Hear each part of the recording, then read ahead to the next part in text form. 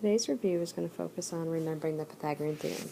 Pythagorean theorem is a squared plus b squared equals c squared.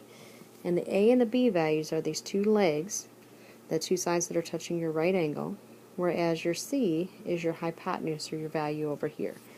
The a and the b are interchangeable. It does not matter which one you use first as long as you're using the two sides that are touching the right angle. So, first question says, given triangle CDE shown below with a right angle at point E, what is the length of leg D to E? So we're trying to find this one right here. So all we have to do is the two sides touching the right angle are x, so x squared plus the other one is 8 squared equals our c value, which is 10, so 10 squared. If we simplify this out, 8 squared is 64, 10 squared is 100.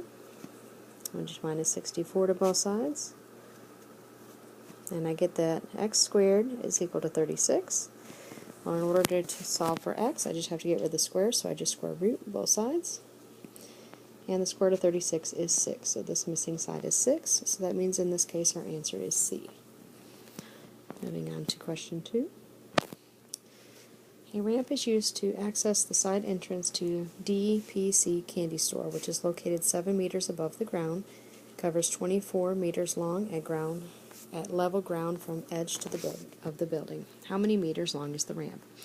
So right here we can see that we have our right triangle, because there's our right angle, and we happen to know these two sides right here, the two sides that are touching the right angle, so those are the legs. So one of them squared, so I'm going to pick this one first. 7 squared plus 24 squared has to equal our c value, which is what we're trying to find in this case, our missing side or our hypotenuse. Well, 7 squared is 49, 24 squared is 576, equals our x squared. In this case, I can add both of those together, so I get 625 is equal to x squared. And then to solve for x, I just take the square root to both sides. And it happens to be that the square root of 625 is 25. So this missing side right here is 25. So in this case, our answer is K. Moving on to question 3. The lengths of two sides of a right triangle, ABC, shown below, are given in inches. The midpoint of A to B is how many inches from A? So, from our previous videos, midpoint is this exact middle value right here, and we want to figure out exactly how far away that is from our A value. Well, we're going to have to find the whole length of A to B first. We're going to have to find that whole missing side. Well, we know the two sides touching the right angle, so we're just going to have to add them together. So 24 squared plus 32 squared is going to equal our x squared, or our missing side that we're trying to find. 24 squared is 576, 32 squared is 1024, equals our x squared. We add those together, we get 1600 is equal to x squared. And all we got to do is take the square root to both sides, and the square root of 1600 is 40. So we know that this whole entire side right here, this whole A to B, is equal to 40. Now, make sure that you're careful and you read your question. This one wants us to say the midpoint of A to B, so that's middle point kind of in between there. We want to know how the midpoint of A to B is how many inches from A. Well, if the whole length of A to B is 40, we just want the half of that point, which in this case is just going to be 20. So be careful. In this one, our answer is 20. Moving on to question 4. Alright, in a rhombus below, diagonal A to C is 6, diagonal B to D is 8. What is the length of each of the 4 sides? Well, when you're dealing with a rhombus, all the sides are equal to each other. Okay, so when you're dealing with a rhombus, all our sides are equal to each other. And diagonal A to C, so basically this whole distance from A to C is going to be 6, and the diagonal, or the whole distance from B to D, which is this one right here, is going to be 8. Now when you have these diagonals, they're actually going to intersect at a 90-degree angle. All 4 of these angles on the inside are all 90-degree angles, all 4 of them. And because of the fact that the diagonals are bisecting each other, if the whole length is A to C is 6, then this one is 3, and this one is 3. That gives us our 6. Same thing, the whole diagonal from B to D is 8, so that means this one's 4, and this one's 4. So if you notice, it doesn't really matter which one that I pick, but I have a right triangle and I happen to know the two leg sides to it, or the two sides touching the right angle.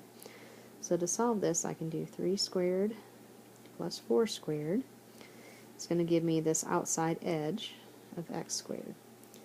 Well, if I start simplifying, 9 plus 16 is equal to x squared. 9 and 16 is 25. Again, to solve for x, we just take the square root to both sides. The square root of 25 is 5. So we know that the outside edge in this case is 5, and that's the same for any of the sides. It does not matter because it is a rhombus. So the question I want to know, what is the length of each of the 4 sides? Each of the 4 sides in this case is 5, so our answer is H. Moving on to question 5. Given the side measurements below, what is the height of the trapezoid? Okay, so we're basically trying to figure out, let's see if I can draw a dashed line in here very well. I'll just draw a solid line. So we're trying to basically figure out that length right there. Okay, that's what we're trying to figure out. Well, when I go straight down from one of these edges, that's going to make a 90-degree angle.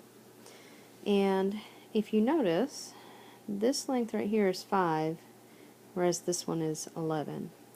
And I notice that the two sides are both 3 square root of 2. So these distances right here, if I were to do one right here, these two right there are going to be exactly the same length. So if this little part's 5, because it's a rectangle, opposite sides are the same, and I have to get up to 11, that means that this one's going to have to be 3, and this one right here is going to have to be 3, because 5 plus 3 plus 3 is going to give us 11. So now I have this right triangle, I know my two leg sides, or one of my leg sides, and I know my hypotenuse, so I can use Pythagorean theorem to find the missing side. So one of my legs, which I don't know, plus the other leg squared, is going to have to equal my hypotenuse squared. Now my hypotenuse is 3 square root of 2, and it's always your hypotenuse squared. Sorry, and it's going to equal 9. 3 square root of 2 squared, you're basically squaring both parts, is actually going to come out to 18. So we just minus 9 to both sides. So I get that x squared is equal to 9. We take the square root to both sides, and I get that x is equal to 3. So in this case, my answer is going to be B.